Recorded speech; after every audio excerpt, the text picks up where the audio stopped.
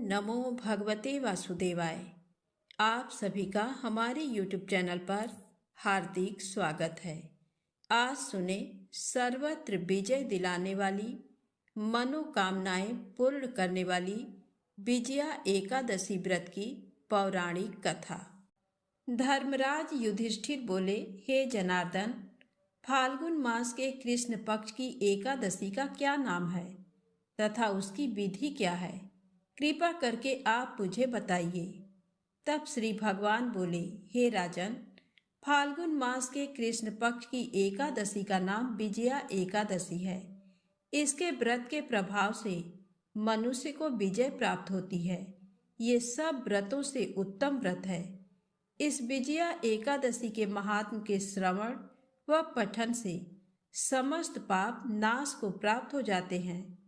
एक समय देवर्षि नारद जी ने जगत पिता ब्रह्मा जी से कहा, महाराज, आप मुझसे फाल्गुन मास के कृष्ण पक्ष की एकादशी विधान कहिए। तब ब्रह्मा जी कहने लगे कि हे नारद, विजया एकादशी का व्रत पुराने तथा नए पापों को नाश करने वाला है। इस विजया एकादशी की विधि मैंने आज तक किसी से भी नहीं कही। ये समस्त मनुष्यों को विजय प्रदान करती है। त्रेता युग में मर्यादा पुरुषोत्तम श्री रामचंद्र जी को जब 14 वर्ष का वनवास हो गया, तब वे श्री लक्ष्मण तथा सीता जी सहित पंचवटी में निवास करने लगे।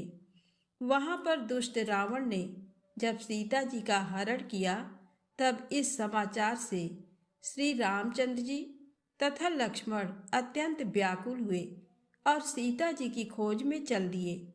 घूमते घूमते जब वे मरणासन जटायु के पास पहुंचे, तो जटायु उन्हें सीता जी का वृत्तांत सुनाकर स्वर्ग लोक को चला गया। कुछ आगे जाकर उनकी सुग्रीव से मित्रता हुई और बाली का वध किया। हनुमान जी ने लंका में जाकर सीता जी का पता लगाया और उनसे श्री रामचंद्र जी और सुग्रीव की मित्रता का वर्णन किया। वहां से लौटकर हनुमान जी ने भगवान राम के पास आकर सब समाचार कहे।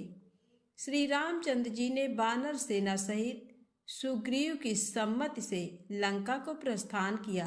जब श्री रामचंद्र जी समुद्र के किनारे पहुंचे, तब उन्होंने मगरमच्छ आदि से युक्त उस अगाध समुद्र को देखकर लक्ष्मण जी से कहा कि इस समुद्र को हम किस प्रकार से पार करेंगे। श्री लक्ष्मण ने कहा, हे पुराण पुरुषोत्तम, आप आदि पुरुष हैं, सब कुछ जानते हैं। यहाँ से आधा योजन दूर पर कुमारी द्वीप में बकदालभ्य नाम के मुनि रहते हैं। आप उनके पास जाकर इसका उपाय पूछिए।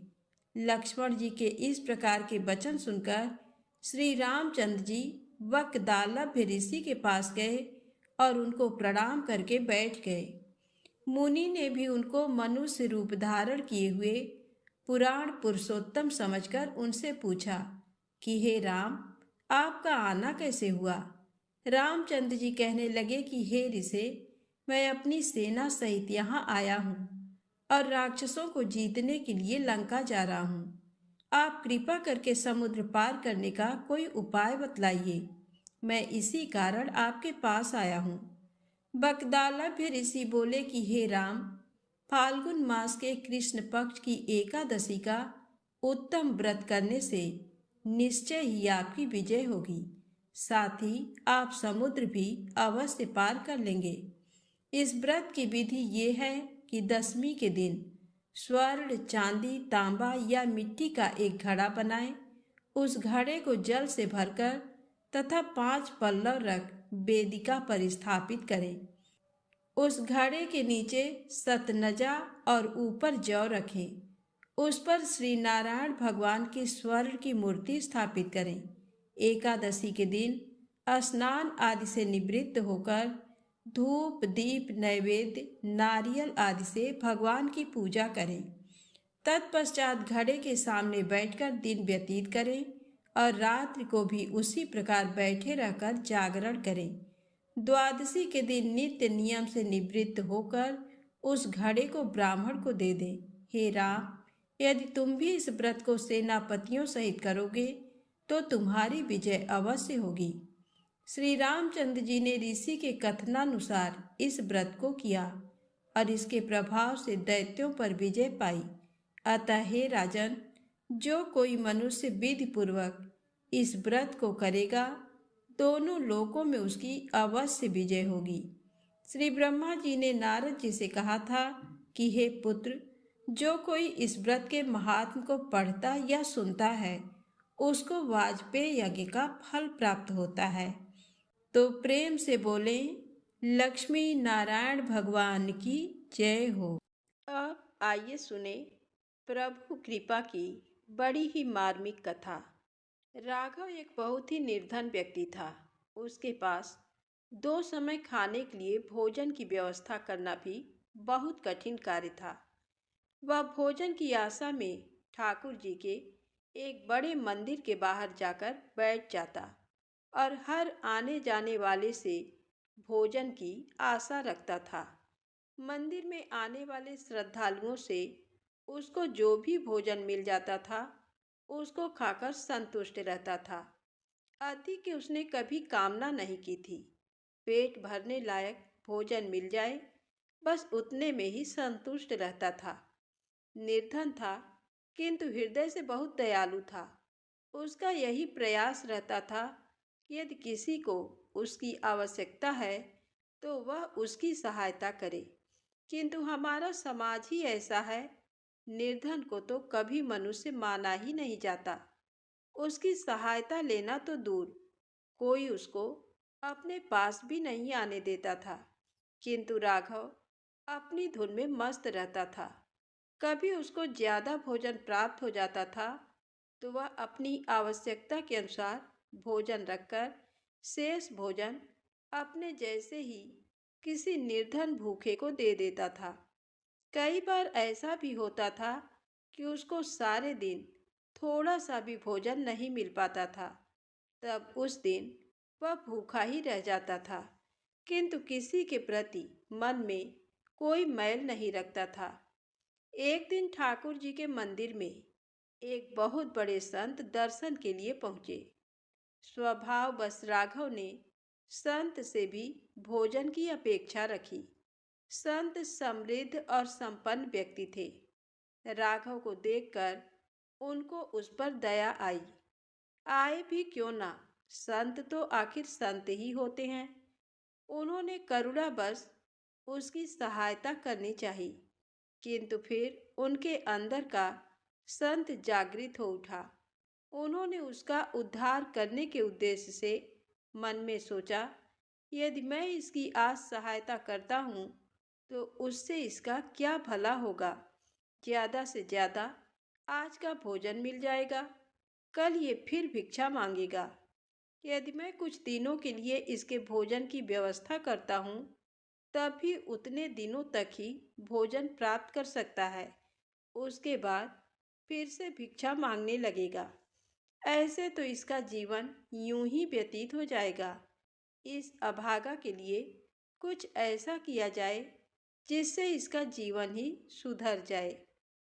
जितना प्रयास तू प्रतिदिन भोजन प्राप्त करने के लिए करता है, उसका रत्ती भर भी यदि ठाकुर जी को प्राप्त करने के लिए करता तो तेरी ये दुर्दशा ना होती। मेरे पास तुझको देने के लिए कुछ नहीं है। जो मांगना ही है तो ठाकुर जी से मांग। इस प्रकार राघव को झिड़कते हुए संत वहां से चले गए। किंतु संत की ये बात राघव के हृदय को लग गई। उसके मन में ठाकुर जी को प्राप्त करने की लालसा जग उठी। उसने मन में निश्चय कर लिया कि अब मैं कभी किसी व्यक्ति से भिक्षा नहीं मांगूंगा। जब भी मांगूंगा ठाकुर जी से ही मांगूंगा। निर्धन था, कई दिनों से स्नान भी नहीं किया था, जिसके कारण उसके वस्त्र और शरीर से दुर्गंध आ रही थी। अपनी इस बुरी स्थिति को देख राघव ठाकुर जी के मंदिर में प्रवेश करने का साहस नहीं कर पाया। उसने बाहर से ही ठाकुर जी को प्रणाम किया और मन ही मन उनसे बोला कि हे ठाकुर जी, आज से आप ही मेरे दाता हैं। अब आपके सामने ही अपने हाथ फैलाऊंगा। आप दो या ना दो, आपकी इच्छा, किंतु जब तक आप नहीं दोगे मैं किसी से कुछ नहीं मांगूंगा। ऐसा कहकर ठाकुर जी को प्रणाम कर राघव उन संत की तलाश में निकल पड़ा। बहुत भटकने के बाद एक स्थान पर उसको वह संत दिखाई दिए। राघव उनके पास पहुंच गया और दोनों हाथ जोड़कर खड़ा हो गया। संत ने सोचा कि ये यहाँ फिर कुछ मांग रहा है। तब उन्होंने कहा, तू फिर आ गया, तेरी समझ में नहीं आया। अरे मेरे पास तुझको देने के लिए कुछ नहीं है। संत ने इतना कहा ही था कि राघव उनके चरणों में गिर पड़ा और बोला, महात्मा जी, मैं आपसे कुछ मांगने नहीं आया हूँ। आपने तो मुझको वह दे दिया जो एक राजा भी नहीं दे सकता था। अब तो बस आपका आशीर्वाद पाना चाहता हूँ। संत के पूछने पर राघव ने अपना संकल्प उनको बताया। संत की आंखों से आंसू बह निकले। उन्होंने राघव को प्रेम पूर्वक उठाया और अपने हृदय से लगा लिया और आशीर्वाद दिया, जा ठाकुर जी तेरी मनोकामना पूर्ण करें। राघव अपने घर लौट आया। उस दिन के बाद वह प्रतिदिन ठाकुर जी के मंदिर तो जाता, किंतु भिक्षा मांगने नहीं। बस मंदिर के बाहर बैठा रहता और ठाकुर जी का ध्यान करता रहता। इस प्रकार कई दिन बीत गए। उसको किसी से कोई भोजन प्राप्त नहीं हुआ, किंतु उसने किसी से भोजन की मांग नहीं करी। 4-5 दिन जब भूखे रहते व्यतीत हो गए तो राघव ने सोचा कि मैंने ठाकुर जी को कभी कुछ अर्पित नहीं किया, बल्कि उनके नाम से मांगता ही रहा। शायद इसी कारण वह मुझ पे दया नहीं कर रहे हैं। किंतु वह निर्धन, जिसके पास भोजन के लिए कुछ भी नहीं था, भला ठाकुर जी को क्या अर्पित करता। तब उसने विचार किया, क्यों न ठाकुर जी को फूलों की माला ही अर्पित कर दूं, कुछ तो दे ही दूं। ऐसा विचार करके चला मंदिर की ओर। किंतु वह माला भी कहाँ से लाता। उसके लिए भी धन की आवश्यकता पड़ती। धन उसके पास था नहीं। उसने विचार किया कि फूल बेचने वाले के पास जाता हूँ, शायद वह एक माला दे ही दे। राघव फूल बेचने वाले की दुकान पर पहुंचा, किंतु तभी उसको स्मरण हुआ कि उसने किसी से कुछ न मांगने का संकल्प लिया है। अब क्या करे। सोच विचार कर ही रहा था कि उसकी दृष्टि दुकान के एक कोने पर पड़ी, जहां दुकानदार ने पुरानी मुरझाई हुई माला डाल रखी थी। राघव को और कुछ नहीं सूझा। उसने उन मुरझाई मालाओं में से एक माला उठा ली और चल दिया ठाकुर जी के मंदिर की ओर। आज उसके कदमों में विचित्र तेजी थी, एक विश्वास और उत्साह, किंतु उसका उत्साह क्षण भर में विलीन हो गया। जैसे ही वह मंदिर की सीढ़ियों पर चढ़ने लगा, मंदिर के सेवादारों ने उसको रोक दिया। उसने बहुत मिन्नतें की और कहा कि उसको ठाकुर जी के दर्शन करने दो, मैं उनको ये फूलों की माला अर्पित करने आया हूँ। माला देखकर सेवादार हंसने लगे। उन्होंने उसका उपहास उड़ाया। ये सब चल ही रहा था, तभी मंदिर के मुख्य पुजारी आ पहुँचे। शोर शराबा सुनकर उन्होंने सेवादारों से कारण पूछा, तो उन्होंने सब बातें बता दी। मुख्य पुजारी भी राघव और उसकी माला को देखकर मुस्कुराए और बोले, अरे तू तो जाकर भिक्षा मांग, यहाँ तेरा क्या काम। उन्होंने सेवादारों से कहा, इसको यहाँ से हटाओ, आने जाने वालों को परेशानी हो रही है। सेवादारों ने उसको वहाँ से चले जाने को कहा।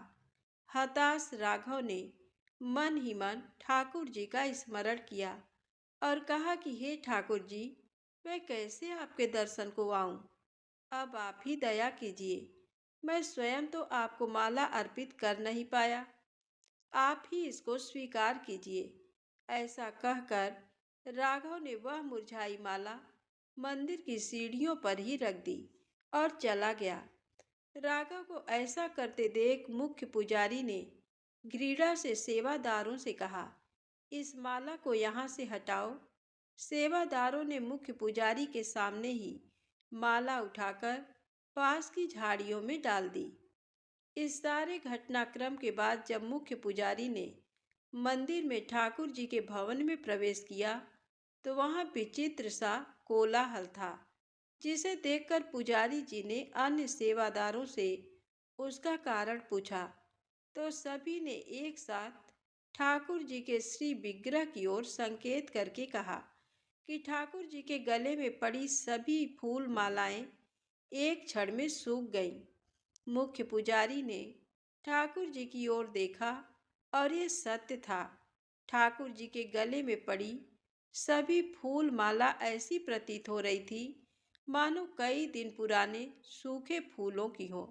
सभी लोग बोले कि ये सभी माला कुछ क्षण पूर्व एकदम ताजी थी और अपनी सुगंध फैला रही थी, किंतु न जाने क्या हुआ, अचानक ही सब सूख गए। मुख्य पुजारी को बहुत ही आश्चर्य हुआ। उन्होंने सेवादारों से नई माला लाने को कहा। तुरंत ही नई और ताजी माला आ गई। पुजारी जी ने जैसे ही वह माला ठाकुर जी के गले में पहनाई, तुरंत ही वह माला भी पहले की तरह सूख गई। अब सभी लोग बहुत चिंतित हुए। सभी के मन में एक ही विचार था कि कहीं ना कहीं किसी से कोई बड़ा अपराध हुआ है, जिसके कारण ये सब हो रहा है। सभी लोग विचार विमर्श कर ही रहे थे, तभी मुख्य पुजारी की दृष्टि ठाकुर जी के चरणों में पड़ी। एक मुरझाई हुई माला पर पड़ी थी। वह माला मुरझाई हुई अवश्य थी, किंतु सूखी हुई नहीं थी। उसमें से भीनी सुगंध आ रही थी। उस माला को देखते ही मुख्य पुजारी के मुख से अचानक ही निकला, अरे ये क्या, ये यहाँ कैसे? उन्होंने देखा ये वही माला थी जो राघव मंदिर की सीढ़ियों पर छोड़कर गया था। मुख्य पुजारी तुरंत ही मंदिर से बाहर की ओर भागे। अन्य लोग भी उनके पीछे गए, किंतु किसी को समझ नहीं आया कि पुजारी जी अचानक बाहर क्यों भागे। सीढ़ियों के पास पहुंचकर पुजारी जी ने सेवादारों से कहा, जरा उस माला को देखो जो राघव यहाँ डालकर गया था। सेवादारों ने झाड़ियों में उस माला को बहुत तलाशा, किंतु वह वहां नहीं मिली। अब मुख्य पुजारी को समझ आ गया कि उनसे बहुत बड़ा अपराध हो गया है। उन्होंने सारी बातें अन्य लोगों को बताई और कहा, कैसे भी हो राघव को ढूंढ कर लाओ। बहुत ढूंढने के बाद आखिर एक स्थान पर राघव बैठा हुआ मिला। वह ठाकुर जी के ध्यान में मगन भजन गाने में मस्त था। जब उसने देखा कि उसके चारों ओर बहुत से लोग एकत्रित हैं, तो उसने पूछा, क्यों भाई, क्या बात हो गई? मुझसे कोई अपराध हुआ है क्या? सेवादारों ने कहा, शीघ्र चलो, मुख्य पुजारी ने तुमको बुलाया है। राघव ने सोचा कि निश्चित ही उससे कोई अपराध हुआ है। वह डरता हुआ ठाकुर जी को याद करता हुआ सेवादारों के साथ चल दिया। जैसे ही सब लोग मंदिर पहुंचे, मुख्य पुजारी दौड़कर राघव के पास पहुंचे और उसके चरणों में गिर पड़े। राघव अचानक हुई इस घटना से हैरान रह गया। उसकी समझ में नहीं आया कि ये क्या हो रहा है। तब पुजारी जी ने राघव को समस्त घटना बताई और उससे अपने अपराध के लिए क्षमा मांगी और कहा कि हम सब ने तुमको पहचानने में बहुत बड़ी भूल कर दी। तुम तो ठाकुर जी के लाडले हो। ठाकुर जी रुष्ट हो गए हैं, अब तुम ही उनको मनाओ। ये सब सुनकर राघव को बहुत संकोच हुआ। उसकी आंखों से आंसू बह निकले, किंतु वह मंदिर में प्रवेश करने का साहस नहीं कर रहा था। इस घटना की चर्चा समस्त नगर में अग्नि के समान फैल चुकी थी। उन संत के कानों में भी इसकी भनक पड़ी। वह तुरंत ही मंदिर की ओर चल दिए। वहां पहुंचकर संत ने राघव से कहा, राघव, संकोच क्यों करते हो? ठाकुर जी ने तुमको पुकारा है। ये तुम्हारी भक्ति और निष्ठा का ही फल है। जाओ और ठाकुर जी का अभिनंदन करो। राघव संत के पैरों में गिर पड़ा। उसकी आंखों से आंसू रुकने का नाम नहीं ले रहे थे। संत ने राघव को प्रेम पूर्वक उठाया और उसको लेकर भगवान के भवन की ओर बढ़े। पीछे पीछे सभी लोग चले। भवन में पहुंचकर संत ने राघव को फूलों की माला देते हुए कहा, राघव, ठाकुर जी के गले में सूखी माला उचित नहीं। राघव ने कांपते हाथों से माला को पकड़ा और ठाकुर जी के चरणों में अर्पित करते हुए रूंधे हुए गले से बोला, हे ठाकुर जी, मुझ पापी पर आपने इतनी बड़ी कृपा करी। आप दया के सागर हैं। सत्य है कि आप ही सबके दाता है। आपने मेरी झोली में वह भिक्षा डाल दी जिसकी मैंने स्वप्न में भी कभी कल्पना नहीं की थी। हे दया निधान, मैं पापी इस योग्य नहीं कि आपके गले में माला अर्पित कर सकूं। मुझको तो आप अपने चरणों में ही रहने दें और इस माला को स्वीकार कीजिए। राघव के माला अर्पित करने के बाद सभी ने ठाकुर जी को माला अर्पित करी, किंतु अब कोई माला नहीं मुरझाई। संपूर्ण भवन फूलों की भीनी भीनी सुगंध से भर उठा। अब राघव ने उन संत के चरणों को पकड़कर बोला, हे महात्मा, मेरे जीवन को नया आधार देकर आपने मुझ पर बहुत बड़ा अनुग्रह किया है। मैं जीवन भर आपका ऋणी रहूंगा। अब ये जीवन आपका है। मुझको भी अपने साथ ले लीजिए। आपकी सेवा करूंगा और ठाकुर जी का भजन। बस अब यही मेरा जीवन है। संत ने प्रेम से राघव को उठाया और उसको अपने गले लगाकर बोले, राघव, तुम ठाकुर जी के सच्चे भक्त हो। मैं तुमको इनकार नहीं कर सकता। राघव संत के साथ रहने लगा। मंदिर में ठाकुर जी की सेवा का कार्य भी राघव को सौंप दिया गया। अब उसको भिक्षा मांगने की आवश्यकता नहीं रही। ठाकुर जी ने उसको इतना दिया कि वह दूसरे भूखों का पेट भरने लगा। राघव अब संत राज बन चुका था, तो प्रेम से बोले, भक्त वत्सल भगवान की जय हो। अब आइए सुनते हैं एकादशी माता की पौराणिक कथा। एक बार एक राज्य में एक राजा रहा करता था। राजा बहुत ही बुद्धिमान और बलशाली था। राजा सदैव अपनी प्रजा का बहुत अच्छे से ध्यान रखता था। प्रजा भी अपने राजा को बहुत पसंद करती थी। राजा की 2 बेटियां थीं। राजा अपनी दोनों बेटियों से बहुत प्रेम करता था। राजा की छोटी बेटी देखने में बहुत सुंदर और आकर्षक थी। राजा की बड़ी बेटी छोटी बेटी के मुकाबले थोड़ा कम सुंदर थी। राजा की छोटी बेटी 11 माता की पूजा किया करती थी और सभी लोग राजा की छोटी बेटी से बहुत प्रेम करते थे और बहुत प्रशंसा किया करते थे।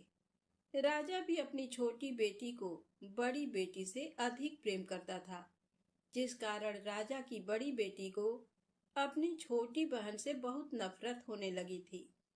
राजा की दोनों बेटियां जब बड़ी हो गईं, तब एक पड़ोस राज्य में रहने वाला राजकुमार राजा की बड़ी बेटी के लिए रिश्ता लेकर आया। लेकिन जैसे ही उस राजकुमार की नजर राजा की छोटी बेटी पर पड़ी, तो वह राजकुमार राजा की छोटी बेटी पर आकर्षित हो गया और उससे पहली नजर में प्रेम कर बैठा।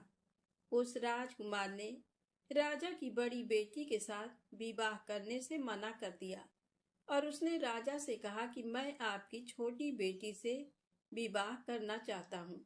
जिसके बाद राजा की बड़ी बेटी ये देखकर अपनी छोटी बहन से बहुत क्रोधित हो गई और राजा की बड़ी बेटी ने अपनी छोटी बहन को अपना सबसे बड़ा दुश्मन मान लिया। राजा की बड़ी बेटी ने अपनी छोटी बहन से बदला लेने का निर्णय लिया, जिसके लिए उसने अपनी छोटी बहन को जान से मारने का प्लान बनाया। राजा की बड़ी बेटी ने अपनी छोटी बहन को मारने के लिए सबसे पहले एक लड्डू में जहर मिलाकर अपनी छोटी बहन को दे दिया और उसको लड्डू खाने के लिए कहा। लेकिन लड्डू खाने के बाद भी छोटी बहन को कुछ नहीं हुआ। बड़ी बहन ये देखकर बहुत आश्चर्यचकित हो गई, लेकिन बड़ी बहन ने हार नहीं मानी और उसने जब रात में छोटी बहन अपने कमरे में सो रही थी, तब एक मटके में सांप रखकर उसे कमरे में छोड़ दिया। लेकिन सांप भी छोटी बहन का कुछ नहीं कर पाया। जिसके बाद बड़ी बहन ने अपनी छोटी बहन से कहा कि चलो हम लोग कुएं में से पानी भरकर लाते हैं। जिसके लिए वह अपनी छोटी बहन को पानी भरने के बहाने कुएं के पास ले गई और उसने अपनी छोटी बहन को कुएं में धक्का दे दिया। लेकिन छोटी बहन को तब भी कुछ नहीं हुआ, क्योंकि हर बार ग्यारस माता उसकी रक्षा कर रही थी और उधर बड़ी बहन अपने सारे प्रयासों के बाद असफल हो रही थी, जिससे वह बहुत क्रोधित होती जा रही थी।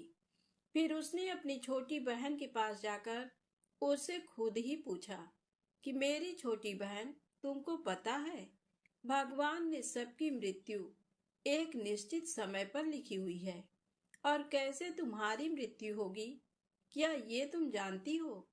तब छोटी बहन ने अपनी बड़ी बहन को बताया कि हाँ, मैं तो जानती हूँ मेरी मृत्यु कैसे होगी।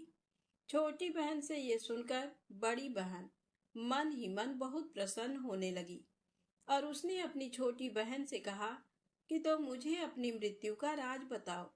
छोटी बहन ने अपनी बड़ी बहन से कहा कि मेरी मृत्यु तो एक तोते में है। जो तोते के गले में एक हार है, उससे मेरी मृत्यु होगी। जब तक कोई भी व्यक्ति तोते को मारकर वह हार अपने गले में पहनेगा, तो मैं मूर्छित हो जाऊंगी और जैसे ही उस हार को अपने गले से उतारेगा, तो मैं वापस से जीवित हो जाऊंगी।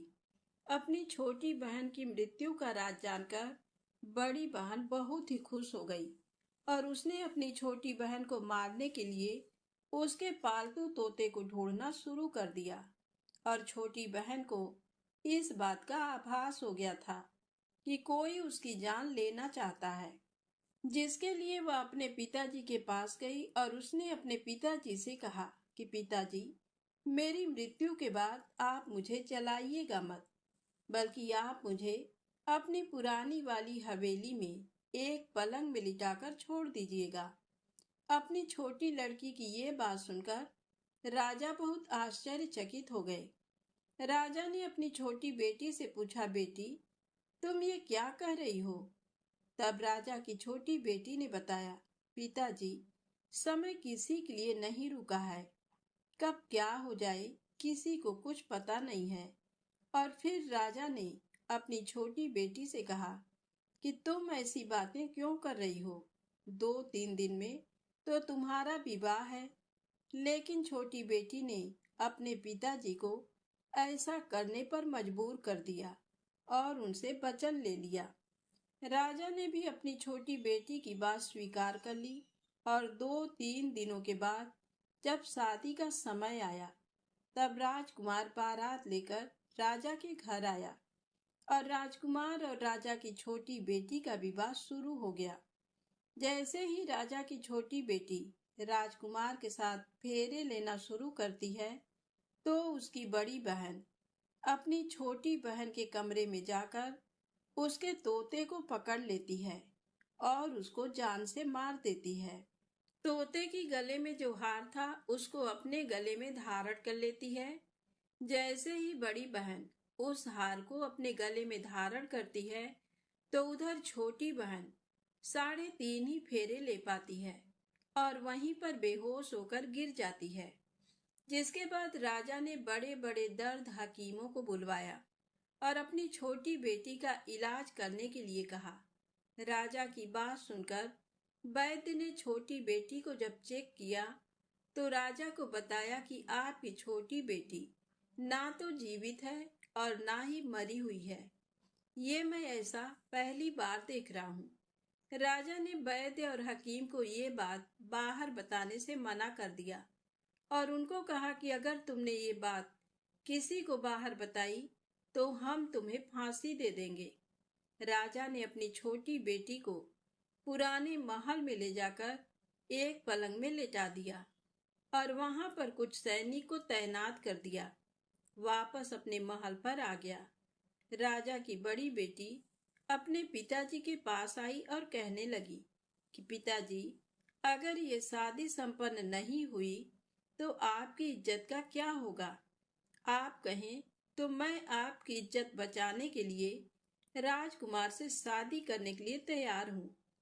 जिसके बाद राजा ने अपनी बड़ी बेटी की बात मान ली और राजा ने बड़ी बेटी को छोटी बेटी के कपड़े पहनाकर मंडप पर भेज दिया। लेकिन राजकुमार ये जान गया कि ये राजा की छोटी बेटी नहीं है, बल्कि ये राजा की बड़ी बेटी है। लेकिन जब राजकुमार ने शादी करने से मना किया तो सभी लोगों ने राजकुमार को विवश करके राजा की बड़ी बेटी से बचे हुए फेरों को संपन्न करा दिया और विवाह करवा दिया। जिसके बाद राजकुमार राजा की बड़ी बेटी को अपने महल ले गया। राजकुमार राजा की बड़ी बेटी से ना तो बात करता था, ना ही उसको पसंद करता था और ना ही उसके आसपास भटकता था। और राजकुमार ने यह फैसला लिया था कि वह अपनी प्रेमिका को ढूंढ कर रहेगा और ये जानकर रहेगा कि उसके साथ हुआ क्या है। एक दिन राजकुमार अपने घोड़े पर सवार होकर राजा के पुराने महल के पास पहुंच गया, जहां पर उसने कुछ सैनिकों को देखा। महल के पास पहुंचकर राजकुमार ने जब महल को ध्यान से देखा तो वह समझ गया कि ये तो हमारे ससुर जी का महल है। तब राजकुमार ने सैनिकों से पूछा, तुम लोग यहाँ क्या कर रहे हो और इस महल के अंदर उस पलंग में कौन लेटा है? जिसके बाद सैनिकों ने बताया कि यहाँ पर राजा की छोटी बेटी लेटी है। ये सुनकर राजकुमार बहुत प्रसन्न हो गया और वह तुरंत अपनी प्रेमिका के पास पहुंच गया और उसकी सेवा करने लगा। जैसे ही रात हुई तो राजा की छोटी बेटी उठकर खड़ी हो गई। राजकुमार ये देखकर बहुत खुश हो गया और उसने अपनी प्रेमिका से पूछा कि तुम यहाँ क्या कर रही हो? तुम मेरे साथ मेरे घर चलो। राजा की छोटी बेटी ने राजकुमार को सारी बातें बता दी कि मेरी जान एक तोते में बसी थी और मैंने ये बात सिर्फ अपनी बड़ी बहन को बताया था और मुझे पता है कि उसने ही मुझे मारने का प्रयास किया है। उसके पास एक हार है जिसको वह सुबह पहन लेती है और रात को उतार देती है। जब तक वह हार को पहने रहती है तब तक मैं मूर्छित रहती हूँ और जैसे ही वह हार को उतार देती है तो मैं जीवित हो जाती हूँ। और जब तक मेरी बड़ी बहन के पास वह हार है तब तक मैं ऐसे ही जीवित और मूर्छित होती रहूंगी। अगर मेरी बड़ी बहन के पास जो हार है वह मेरे हाथ में लग जाए तो मैं हमेशा के लिए जीवित हो जाऊंगी। राजकुमार ये बात सुनकर राजा की छोटी बेटी के पास रहने का निर्णय ले लिया और उसने अपने बचे हुए सारे फेरे उस राजा की छोटी बेटी के साथ ले लिए और अपना विवाह पूर्ण कर लिया और वहीं पर रहने लगा। देखते ही देखते कुछ समय में राजा की छोटी बेटी और राजकुमार की पत्नी पेट से हो गई। एक दिन राजकुमार को किसी काम से बाहर जाना पड़ा। तब छोटी बहन के पेट में बहुत तेज से दर्द होने लगा। जिसके बाद उसने 11 माता का आवाहन किया। जिसके बाद वहां पर 11 माता प्रकट हुई और उन्होंने अपने भक्त के दर्द को दूर किया और एक पुत्र की प्राप्ति करवाई। और वहीं पर अचानक से राजकुमार भी आ गया। राजकुमार ने 11 माता को देखा तो वह आश्चर्यचकित हो गया और उसने तुरंत माता को प्रणाम किया और 11 माता ने राजकुमार से कहा कि जब तुम्हारा पुत्र 5 वर्ष का हो जाए तो तुम अपनी पत्नी का हार लाकर इसके गले में डाल देना। और देखते ही देखते राजकुमार और राजा की छोटी बेटी का पुत्र 5 वर्ष का हो जाता है। तो राजकुमार एक दिन अपने बेटे से कहता है कि बेटा, मैं कुछ काम से बाहर जा रहा हूँ, तुम अपनी माता का ध्यान रखना। और वहां से चला जाता है। राजा को बाहर निकलता देख बड़ी बहन के सैनिक देख लेते हैं और बड़ी बहन को जाकर सारी बातें बता देते हैं। जिसके बाद बड़ी बहन अपनी छोटी बहन के पुत्र को वहां से उठवा लेती है और उसको मरवा देती है। छोटी बेटी के पुत्र के 2 टुकड़े करवा देती है। पहला टुकड़ा चक्की के पास छुपा देती है और दूसरा टुकड़ा अपनी पलंग के नीचे रख देती है। अब 11 माता भिखारी का रूप लेकर आते हैं। एक भिखारी का रूप रखकर बड़ी बहन के पास चली जाती हैं। जिसके बाद वहां पर भिक्षा मांगने लगती हैं। बड़ी बहन अपने नौकरों से कहती है कि जाकर भिक्षा दे दो। लेकिन जैसे ही नौकर 11 माता को भिक्षा देने के लिए आते हैं तो माता उन्हें मना कर देती हैं और कहती हैं कि मैं तुम्हारी महारानी से ही भिक्षा लूंगी। जिसके बाद बड़ी बहन स्वयं ही भिक्षा देने के लिए माता के पास आती है। तब माता एक बिल्ली का रूप लेकर उसके कमरे में चली जाती हैं और वहां पर छोटी बेटी के पुत्र के 2 टुकड़े को आपस में जोड़ देती हैं और उसे जीवित कर देती हैं। उसे ले जाकर राजा की छोटी बेटी को दे देती हैं। एक दिन राजकुमार अपने बेटे को लेकर अपनी बड़ी पत्नी के पास जाता है और उससे कहता है कि तुम इसका ध्यान रखना। अगर तुम इस बच्चे का अच्छे से ध्यान रखोगी तो मैं तुमसे बात करूंगा। एक दिन राजकुमार अपने बच्चे से कहता है कि तुम मम्मी से उनके गले का हार मांग लो। जिसके बाद राजकुमार का लड़का अपनी मम्मी के पास जाता है और कहता है कि मम्मी, मुझे तुम्हारा हार चाहिए जो तुमने गले में पहन रखा है। ये सुनकर पहले तो बड़ी बहन बहुत क्रोधित होती है, पर उसको ये याद आता है कि राजकुमार ने कहा था कि अगर मैं इस बच्चे का ध्यान अच्छे से रखूंगी तो वह मुझसे बात करेंगे। जिसके कारण वह हार को उस बच्चे को दे देती है और वह तुरंत हार को ले जाकर अपने पिताजी को दे देता है। और तभी राजकुमार अपने बेटे को लेकर वहां से जाने लगता है और अपनी पत्नी से कहता है कि तुम हमारे लिए खाना बनाकर रखना, मैं शाम को आकर तुम्हारे साथ खाऊंगा।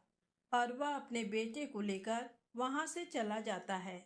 जिसके बाद वह राजा के पास जाता है और उनको सारी बातें बता देता है। राजा अपनी बड़ी बेटी की ये करतूत सुनकर बहुत क्रोधित होते हैं और अपनी परवरिश पर ही दोष देने लगते हैं और राजकुमार को अपनी छोटी बेटी के साथ रहने के लिए आदेश देते हैं। तो प्रेम से बोलें, एकादशी माता की जय हो।